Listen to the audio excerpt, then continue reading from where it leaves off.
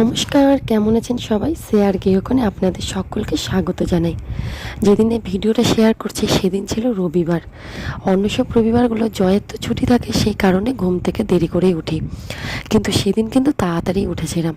সকালবেলা ঘুম থেকে উঠে আগে সব রান্নার জোগাড় করে নিয়েছি, তারপর এই যে এই ডেটক্সটা তৈরি করে আর মিহুর জন্য 1 গ্লাস জল নিয়ে নিয়েছি, সেইগুলো আগে খেয়ে নিলাম, কারণ মিহুও সেদিন তাড়াতাড়ি ঘুম থেকে উঠে পড়েছে। তারপর আমি তাড়াতাড়ি করে মিহুর জন্য খাবার এবং আমাদের রান্নাটা বসিয়ে দিলাম।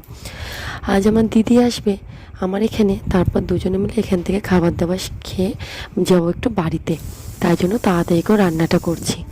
দিদি আমাদের জন্য একটু কেনাকাটা করেছে পুজোর, সেইগুলোই নিয়ে আসছে, সেটারও একটা কিন্তু মনের মধ্যে বেশ আনন্দ আছে।